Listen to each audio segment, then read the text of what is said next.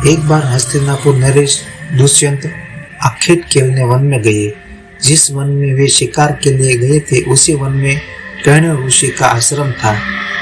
कर्ण ऋषि के दर्शन के लिए महाराज दुष्यंत उनके आश्रम पहुंच गए।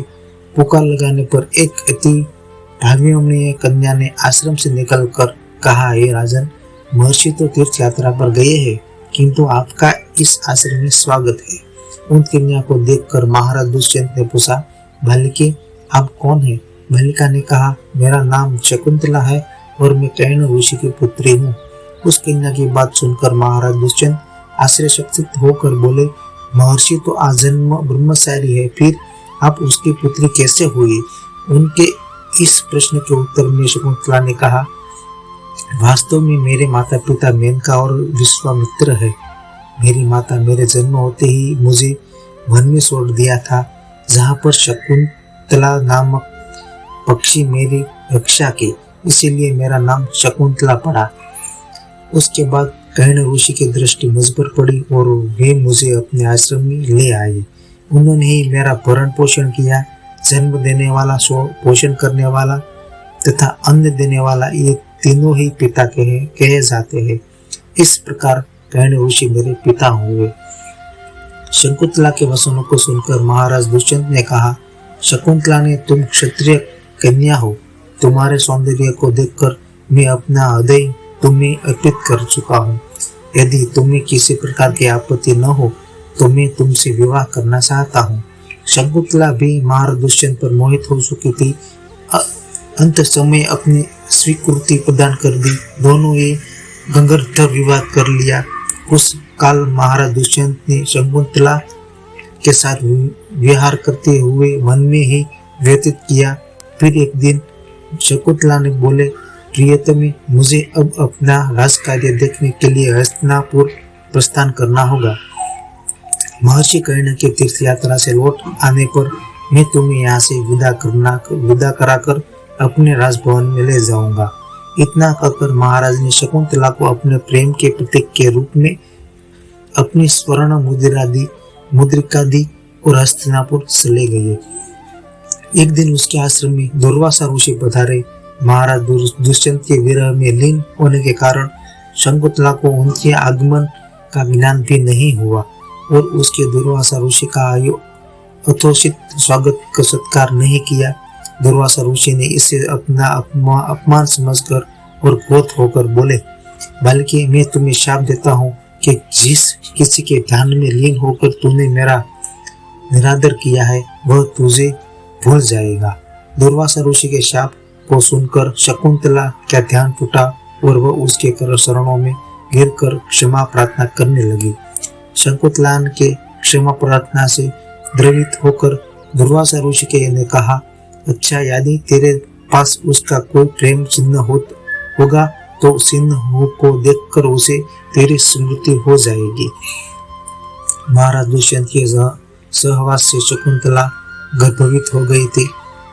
कुल काल पश्चात कर्ण ऋषि तीर्थ यात्रा से लौटे तब शकुंतला ने उन्हें महाराज दुष्यंत के साथ अपने गंधर्व विवाह के लिए मैं बताया। इस पर महर्षि कर्ण ने कहा, पुत्री, विवाहित कन्या का पिता के घर में रहना उचित नहीं है। अब तेरे पति का घर ही तेरा घर है। इतना कहकर ऋषि ने शकुंतला को अपने शिष्यों के साथ हस्तिनापुर भेजा दिया। मार्ग एक सरोवर में आसमन करते समय महाराज दुष्यंत की दी हुई शकुंतला की अंगूठी, जो कि प्रेम चिन्ह थी, सरोवर में ही गिर गई। उस अंगूठी को एक मछली निगल गई। महाराज दुष्यंत के पास पूछकर कर्ण ऋषि के शिष्यों ने शकुंतला को उसके सामने खड़ी करने कहा, महाराज, शकुंतला आपकी पत्नी है, आप इसे स्वीकार करें। महाराज दुर्वासा ऋषि के शाप के कारण शकुंतला को विस्तृत कर चुके थे। अंत उन्होंने शकुंतला को स्वीकार नहीं किया और उस पर उल्टा होने का लांछन लगाने लगे। शकुंतला का अपमान होते ही आकाश में जोर की बिजली कड़क उठी और सबके सामने उनकी माता मेनका उसे ठहालने लगी। जिस मछली ने शकुंतला की अंगूठी को निगल गया था, एक दिन वह एक मछुआरे के जाल में आ फंसी। जब मछुआरे ने उसे काटा तो उसके पेट अंगूठी निकली। मछुआरे ने उस अंगूठी को महाराज दुष्यंत के पास भेंट के रूप में भेज दिया।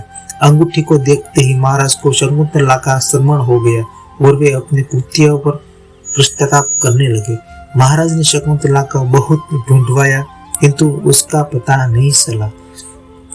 कुछ दिनों के बाद देवराज इंद्र के नियंत्रण पाकर देवासुर संग्राम में उनकी सहायता करने के लिए महाराज दुष्यंत इंद्र की नगरी अमरावती गए। संग्राम में विजय प्राप्त करने के पश्चात जब वे आकाश मार्ग से हस्तिनापुर लौट रहे थे तो मार्ग में उन्हें कश्यप ऋषि का आश्रम दृष्टिगत हुआ। उनके दर्शनों के लिए वहां रुक गए। आश्रम में एक सुंदर बालकन एक भयंकर सिंह के साथ खेल रहा था। मेनका ने शकुंतला को कश्यप ऋषि के पास लाकर छोड़ा था तथा वह बालक शकुंतला का ही पुत्र था। उस बालक को देखकर महाराज के हृदय में प्रेम की भावना उमड़ पड़े। वे उसे गोद में उठाने के लिए आगे बढ़े तो शकुंतला के सच्ची चिल्ला उठी, हे भद्र पुरुष, आप इस बालक को न छूइए, अन्यथा उसकी भुजा में बधा काला डोरा सांप बनकर आपको डस लेगा। यह सुनकर भी दुष्यंत स्वयं को न रोक सके और बालक को अपने गोद में उठा लिया। अब सखी ने आश्रय में देखा कि बालक की भुजा में बधा काला गंडा पृथ्वी पर गिर गया है। सखी को ज्ञान था कि बालक को वह कभी भी उसका पिता अपने गोद में लेगा, वह काला डोरा पृथ्वी पर गिर जाएगा।